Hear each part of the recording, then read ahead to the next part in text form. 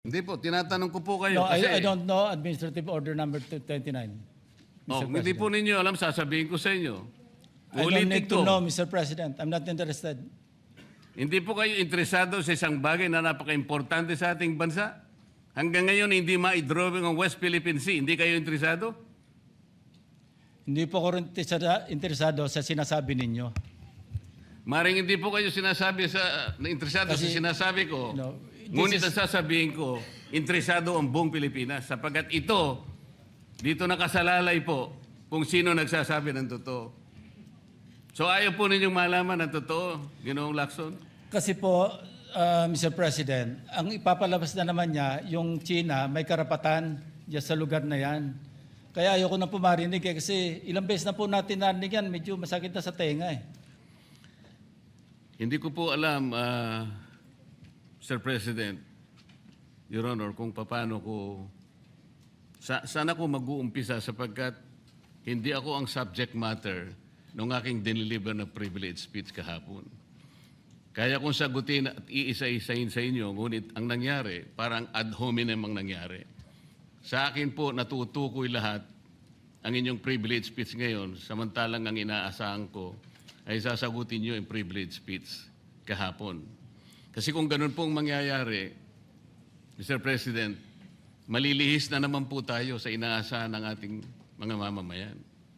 Dito lilitaw ngayon ang nauna pong mga patakarang nakita ko sapagkat kailanman hindi natin makakalimutan at huwag nating kalimutan na talaga pong nilimas po ang kabangbayan. Yun na po yung gusto nating pag-usapan dito. Kung sasagutin ko po ng isa-isa ang ibinibintang po ninyo sa akin, maliliis na naman po ang pinag-uusapan na kailangan na po ng taong bayan na malaman na po ang katotohanan. Sino po ang may pakana? Sino po ang mga mastermind sa nangyaring nakawan sa ating kabangbayan? Ito po ay hindi pangkaraniwang pagnanakawan, Ginoong Pangulo. Yun po ba ang gusto niyong mangyari, Ginoong Ping Lacson? Negative po. Siguradong hindi po yun. Bakit kayo po? po naglilist, sino pa po nagsimula nito? Nung una Bakit pong po? privilege speech ninyo, hindi ko na sinagot kasi ayoko magkagulo. Pero enough is enough. Kahapon, nanonood ako sa aking opisina, gusto kong bumaba, kaya lang malalim na ang gabi at ayoko maabala yung trabaho sa Senado. Kaya nagsabi ako sa ating Senate President at ito'y na-manifest niya kahapon, narinig ko, na I was told na sasagot ako ngayong araw na ito. Wala pong gustong maglihis sa usaping flood control. Ako nga po, very passionate po ako dyan, mulat sa pool. Wala po kayo rito. Ako po'y talagang lumalaban sa korupsyon. Pagdating sa national budget, pagdating sa lahat ng usapin, hindi nyo po matatawaran ang aking hangarin, maituwid ang lahat ng katiwalian dito sa ating bansa dahil hindi po tayo muusad. Pero enough is enough. Patuloy po kayo sa pag-atake sa akin. Balikan nyo po, res ipsa loquitur. Andyan po lahat eh. Wala po ko inimbento. Salita nyo po lahat yan eh. Sabi nyo, iniinsulto ko kayo. Sagutin nyo po. Totoo po ba o hindi yung ating napanood sa mga video? Totoo po ba o hindi yung aking mga binanggit? Tapos na po kayo. Tapos na po. Kasi po ganito May I suggest that the two gentlemen address the chair instead of addressing each other. Sorry, Mr. President. Pagpaumanhin po ninyo, Ginoong Pangulo, ngunit nakakalimutan po ng ating Senator Ping Lacson na siya po ang nagumpisa sa ngayon lang. Ako raw po ay defensor ni Vizcaya. Palagi niyang ipinipilit yon. Hindi niya makalimutan ang sinabi ko na nung ako po ay nasa Blue Ribbon Committee, tungkulin ko po kasi na ipaglaban ang sino man, witness man siya, resource person, siya po ang kauna-unahan na nag-apply ng Witness Protection Program. Sa aking palagay po, nung panahon na yon, ay kakailanganin namin siya sapagkat mga pangalang malalaki ang dapat na makuha natin. Hindi naman siya, ang ibig ko sabihin, si Diskaya po ang mismong nagbigay po ng kanyang kagustuhan. Nung una po, Mr. President, ayaw ko nga maniwala sa kanya. Kaya sinabi ko sa kanya, gumawa ka ng sulat, kahit sulat kamay, para sa ganun, walang masabi ang iba na parang ako pang nag-initiate sa'yo dahil hindi kita kakilala. Kailangan malaman muna natin kung ano ang laman ng iyong testimony. At kailangan ma-determine natin kung talagang meron kang may kukontribute ng mga pangalan. Kasi importante na lumitaw ang mga pangalan ng mga taong talagang utak ng pagnanakaw na ito. Yun po ang pinag-umpisahan nun eh. Dahil mabigat ang kanyang gagawin, Mr. President, nakita ko sa kanyang kagustuhan na siya'y sumailalim sa Witness Protection Program. Kinilala ko naman yun, Mr. President. Malalagay nga sa alanganin ng buhay niya.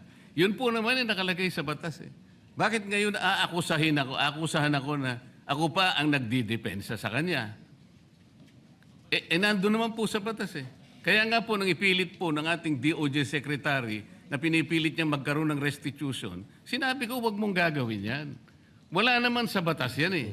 Ipipilit ninyo sa pamagitan ng memorandum ninyo na kahit wala sa batas para siya maging katanggap-tanggap na witness protection program witness, ay gagawin ninyong mag-restitute siya. Wala po sa batas yun, Mr. President. Yun po yung nilalaban ko. Kung napagkamalan niya na dinidepensahan ko, hindi po pwede yung ganon, Mr. President. So ngayon, hanggang ngayon, pati ba naman ng asawa ko na independent director, kakalantariin pa rito. Saan ba natin pag-uumpisa ng pag-uusap na ito? Pagkatapos, ipipilit na naman ninyo yung Kalayaan Island Group. Ano po ba patakaran dito, Mr. President? Ginoong Lacson? Kailangan bang samot-samot ang gagawin mo para sa isang privilege speech? Kayo po'y matagal na sa Senado. Alam ko po, kabisado nyo yung patakaran dito. Ang isang privilege speech na katutok lang sa isang subject matter. Pero ang gagawin po ninyong samot-samot ito, at pagkatapos ay mag-uumpisa kayo na para bang ang nilalaman ng privilege speech ninyo puro ad hominem. Wala po tayong matatapos dito. Ang hangarin po natin dito ay yung subject matter na pinipilit natin sapagkat ito po ang inihintay ng taong bayan. Kung sasagutin ko po ng isa-isa at ang iba po'y sinagot ko na, ay lalayo po tayo. Ang akin pong tinatanong sa aking privilege speech kahapon ay bakit parang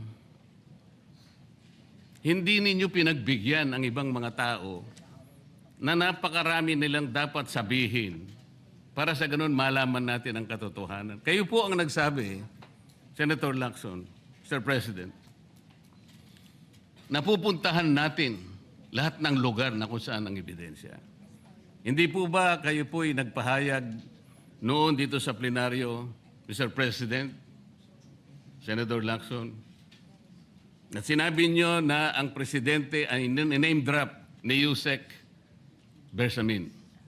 Hindi ko man lang po nakita yung kanyang katauhan na ipinatawag nyo dito. Samantalang napakalaki ng dapat niyang ipaliwanag sapagkat kayo po ang nagsabi sa pamamagitan ng pagtitiwala ninyo sa ibinigay na testimony ni Yusek Bernardo na niname drop niya ang presidente. 100 billion pesos po pinag-uusapan dito na kung saan ang porsyentong tinanggap nila, sang-ayon din sa inyong pagpapahayag, ay 8 billion pesos. Nagtataka po kami, ang taong bayan, hindi nyo man lang pinatawag si Yusek Bersamin. Nagtataka din po ako. Alam po ninyo ito. Nakiusap, nagpresenta si ex-Governor Chavit Singson. At iminungkahi ko po sa inyo at ang sabi nyo, sige po, sa susunod na pagdinig natin, ay iimbitahan natin siya. Sapagkat marami raw siyang gustong ibahagi sa ating pagdinig tungkol sa mga project sa Ilocos. Ngunit hindi po nyo tinawag. Yun po yung pinagtataka. Ito po yung gusto ko sanang sagutin ninyo. Sa akin po, wala nang kwenta kahit na ako'y patutsadahan ninyo, na ganito ako, ganito kami, ganyan. Hindi na po mahalaga sa akin yun eh. Ang mahalaga po, Mr. President, ang taong bayan ngayon na naghihintay ng kasagutan sa maraming katanungan nila, kung magagawa pa natin na buklatin lahat ang dapat buklatin. Kilalanin kung sino dapat kilalanin. Ang gusto ko pa po sana, Mr. President, sana sagutin po ninyo, Senator Lacson. May I respond, Mr. President? May I respond, Mr. President? Yes, please, go ahead. Mr. President, Your Honor, have you read the partial committee report? Ganito po ang nangyari, Mr. No, have you read President. the partial committee report? That is my question, Mr. President. Binasa ko po, ngunit hindi ko po magawan ng paraan kung paano ko po itatrato. Kasi kahit na po ganun ang nangyari, tiningnan ko po eh. Kaya lang, sabi ko sa mga staff ko, nung mag-meeting kami, bakit ka ako wala man lang pirma ito? Ito po italiwas po sa inyong ipinahayag kahapon. Sinabi niyo President, rito, If I may be natanggap allowed, ko. Mr. President. Patapusin niyo muna ako para may paliwanag ko kung bakit hindi man lang ako sumagot sa inyo dito sa ibinigay niyong material na ito. Kasi sinabi po ninyo, for one, I have it on record that his office already received a copy of the BRC Partial Committee report as early as February 11, both hard and soft copies, but he has not signed it, even with I dissent remark. It follows that as chairman, I was first to sign before routing the same contrary to his claim that I did not. Kahapon lang po namin nakita ito, Mr. President. Pero hawak ko po dito yung ipinrint naming kopya na nakuha lang namin sa isang link sa PDF document. Kami lang po nagprint nun. Wala pong pirma. Mr. President, we assume that it came from the office of Senator Lacson or probably from the Blue Ribbon Committee. I would not assume otherwise. So sabi ko, kung walang pirma ito, wala man lang covering letter, ano bang gagawin namin dito? Gagawin ba nating banderitas ito? Ganun po ba yung pagbibigay ng isang importanteng dokumento? Kung inaakala po yung importante ito, bakit wala naman pong pirma man lang? Sa akin palagay, hindi po ganun ang pagtrato sa amin bilang miyembro ng Blue Ribbon Committee. Dapat man lang sana, kahit na initial nyo lang po at meron siguro kayong instruction doon, anong gagawin namin dito? Now, before Senator Lacson responds, will you answer the question? Did you read it or not? That was the question. Yes, Mr. President. You read it. Okay, Senator Lacson, go ahead. Yes, Mr. President. I mentioned it in my privilege speech. Binigyan po natin ng tikitigis ang kopya na may watermark ng kanilang opisina. Una, nagkaroon po tayo ng isang masamang experience na nag-leak yung nauna ng niroute na committee report. So naisip namin, para matunto natin kung saan opisina manggagaling ang leak, bigyan natin ng tikitigis ang kopya. Hindi po talaga pipirmahan yun kasi advance copy po yun eh.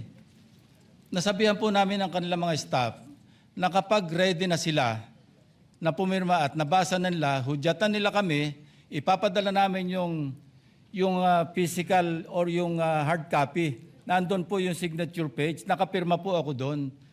Hindi ko po pwede ikalat yon nang wala akong pirma kasi ako yung chairman.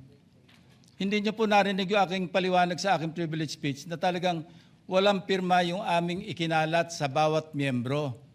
Dahil yon para lang mapabilis kasi 400 pages po.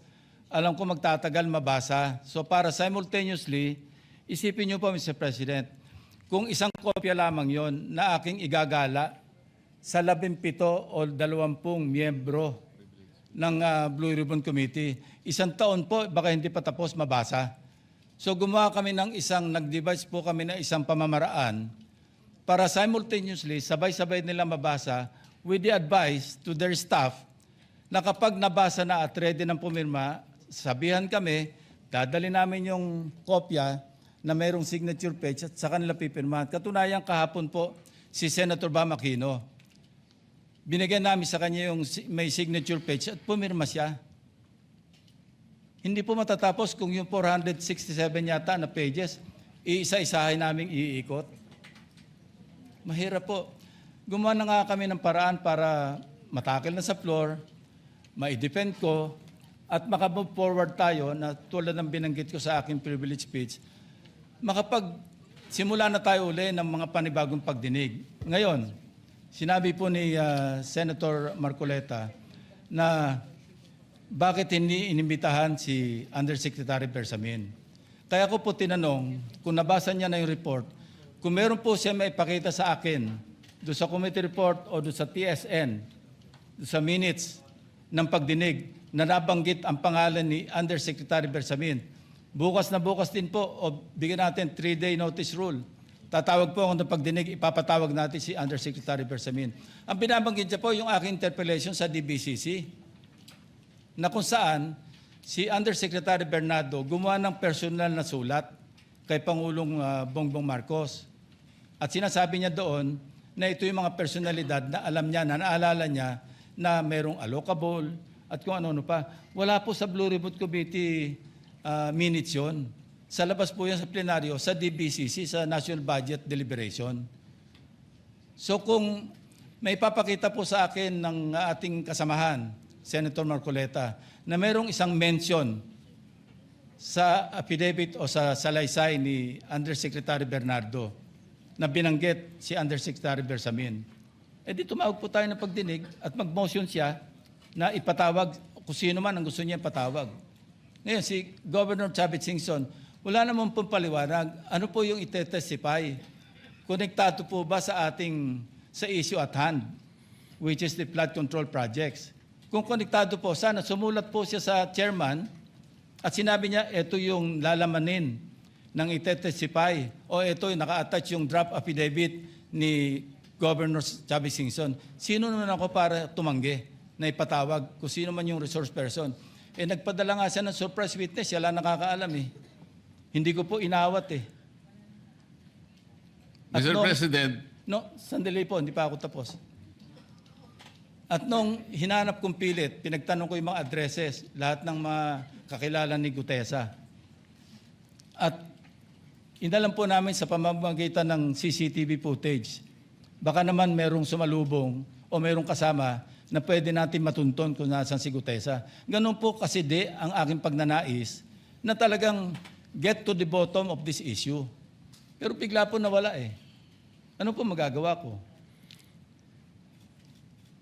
Mr. President, wala nga pong nakasulat dun sa transcript tungkol nga po dun sa binanggit niya sa plenary na pangalang Adrian Bersamin.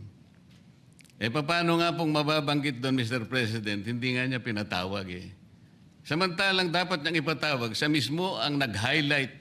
Isip-isipin po ninyo, nagawa po ni Senator Lacson na isama sa plenary debates ng ating 2026 budget. Ganun ka-importante ang bahagi na yon, Mr. President. Hindi ba dapat ipinahayag mo yun eh. Malaking bagay yun. Ibinulgar mo pa nga eh. There are 2 public officials I will reveal this morning. Ganun lang. Ba't hindi mo pinatawag? Kung pinatawag mo yun, malinaw na malinaw, nalagay sana sa transcript. Ganun lang naman ang ibig sabihin eh. Sa mga tweet, iniwasan po, Mr. President, para hindi malagay sa transcript. Pagkatapos ikakatwiran po ninyo, kung nasa transcript, di sana pinatawag ko. Baligtad po ang ginawa ninyo, Mr. President. Katulad din po sa 30 Nara Street sa South Forbes. Ilan po yung binanggit ng mga tao doon? Hindi ko po sinasabing totoo yun. Pero for purposes of the inquiry and investigation, kung talagang ganun, kalawak ang inyong pananaw. Dahil pati nga po yung pagpunta ni Gutesa, pati CCTV po pinakita ninyo. And dami po sana ang pagkakataon na nakita sana lahat ng mga binanggit ni Saldico na mga ginamit na sasakyan. Makikita doon sa pagitan ng alas 9 hanggang alas 10 ng umaga. Tawagin natin yung kung sino man yung security agency doon. Pero hindi po ninyo ginawa eh. Pero sasabihin po natin, you wanted to emphasize one point. Kung nasaan ang ebidensya, ay talagang pupuntahan natin. Kayo po ang inconsistent eh. Pagkatapos ako ang sasabihin ninyong inconsistent. Ang dami po eh. Nakiusap ako na, sabi nga natin, ang dami pong tumuturo sa pangalan ni Martin Romualdez. Inimbita po ninyo, hindi dumating, nakiusap ako, naimbitahan uli. Ang sabi po ninyo sa magitan ng inyong interview, kung pupunta siya rito, welcome. Kung hindi siya pupunta, wala tayong magagawa because of interparliamentary courtesy. Mr. President, hindi po karaniwang pagnanakaw ang nangyari sa kasaysayan ng ating bansa. Hindi po ba ninyo naiisip, mismong kabang bayan ang tumagilid, pagkatapos magtatago kayo sa prinsipyo o doktrina ng interparliamentary courtesy? Kung ako po ang chairman ng Blue Ribbon Committee, Mr. Chair, Mr. President, hindi ko po igagalang interparliamentary immunity sapagkat ang pinag-uusapan dito ay interes ng mamamayan. Huwag po tayong magtago kung saan-saan. Sinabi po ninyo, Mr. President, Senator Lacson, yung Apostille Convention. Hindi ba pinahayag po ninyo sa isang pag-i-interview ninyo na kung si Saldi ko lamang ay makakuha ng isang subscribe statement, kahit sa Zoom lang, ipatatawag namin siya. Bakit hindi po ganun ang ginawa ninyo? Pwede naman siyang mag-Zoom pagkatapos na magkaroon ng apostilled sworn statement. Bakit hindi po ninyo ginawa? Meron naman pong Zoom eh. Natatakot yung tao. Nanganganib ang kanyang buhay. At palagay ko naman, nanganganib nga talaga. Iintay pa po ninyo na humarap sa inyo? Pwede naman ang Zoom eh. Kung talagang gusto nyong tuntunin ang lahat ng mga ebidensya na dapat nating puntahan. Ito po yung pinupunto ng aking privilege speech kahapon eh. Hindi ko nga po alam na kapag ako po ang magdi-deliver ng privilege speech, Mr. President, palagi po kayong nawawala. Kasi nga, nasa bandang huli na po ako eh. Pero kung talagang gusto nyo lamang, alam nyo naman, nasa agenda po natin kung sino po ang tatayo para mag-deliver ng privilege speech eh. Ayoko pong isipin na sinasadya ninyo. Ngunit narinig naman po ninyo eh. Mr. President, pagkatapos isasama yung Kalayaan Island Group, ano po ba talagang pinag-uusapan natin dito? Yung kapakanan ng bayan, pinipilit po nyong pinagtatanggol ko ang China. Sa March 12 po, Mr. President, Senator Lacson, sana po may panahon kayo sapagkat ipinatawag ko sa magitan ng isang resolution at ito po ay alam na ni Senator Erwin. Pinatawag ko po ang NAMRIA, pinatawag ko po ang Philippine Coast Guard, Philippine Navy, ang DFA, pinatawag ko rin po si Justice Carpio at saka yung professor sa UP. At kung sino man po ang interesado, pero once and for all, malaman po natin dito kung sino ang sinungaling, kung sino ang makatsina, kung sino ang naggagaling-galingan at nagpapanggap na expert in international law. Sana po, Senator Lacson, nandun po kayo. Mr. President, may we hear from the chairman of the Foreign Relations Committee? Because his name was mentioned. May I just confirm if indeed he will call for a hearing and invite those people mentioned, Mr. President? With due respect. Well, as requested, if you would like to respond, Senator Erwin Tulfo. Thank you, Mr. Chair. This morning, I have received a letter from the Department of Foreign Affairs citing that they cannot attend, including NAMRIA, Mr. Chair, and we have already written to the various chiefs of staff of the members of the Committee on Foreign Affairs. They cited, including NAMRIA, that they cannot attend because of the fact that it is a matter of national security, Mr. President. And I also have a copy that will be sent to your office, Mr. President. The reason given by NAMRIA, the Armed Forces of the Philippines, and the Department of Foreign Affairs, Mr. President.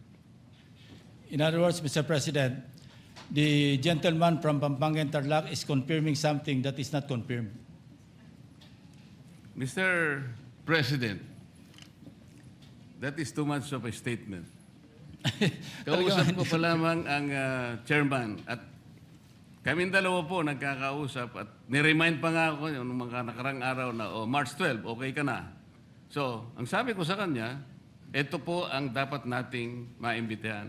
Bakit naman po nagkaroon ng issue sa national security ang pagdinig tungkol sa usapin sa West Philippine Sea? Mr. President? Ito na naman po ba ay patakaran para ilihis na naman? Hindi po pag-uusapan dito kung ano-ano mang klaseng teritoryo ang pag-uusapan dito. Ang pag-uusapan lang natin ay yung masigalot na pinalalaki nila at hindi nila maintindihan na walang kamatayang West Philippine Sea. Nakalagay po kasi sa Administrative Order number 29, dated 2012, Mr. President. 14 na taon nang nakararaan, minanduhan mismo ang NAMRIA at ang DFA na mag-submit ng mapa at mga charts sa opisina ng United Nations General as UN Secretary General at inotify ang lahat ng international organizations katulad ng IHO. Ano po bang ibig sabihin nun, Mr. President? Alam po ba ito ni Senator Lacson, yung Administrative Order number 29? This is something between the chairman of the Foreign Relations Committee and the gentleman from Tarlac and Pampanga, Mr. President. Hindi po, tinatanong ko po kayo No, kasi... I don't know Administrative Order number 29. Oh, hindi po ninyo alam, sasabihin ko sa inyo. I don't Ulitin need to ko. know, Mr. President. I'm not interested. Hindi po kayo interesado sa isang bagay na napaka-importante sa ating bansa? Hanggang ngayon, hindi ma-drawing ang West Philippine Sea. Hindi kayo interesado? Hindi po ako rin interesado sa sinasabi ninyo.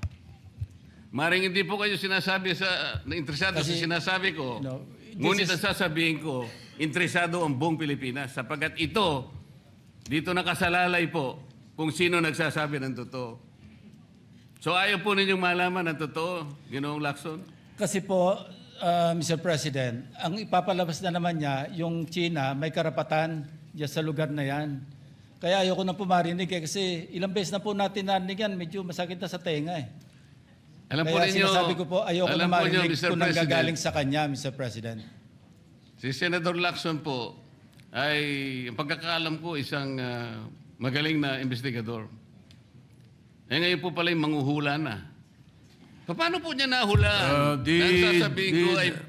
The debate is going into Yeah. motives and all of that. So, motu proprio, the presiding officer declares the session suspended.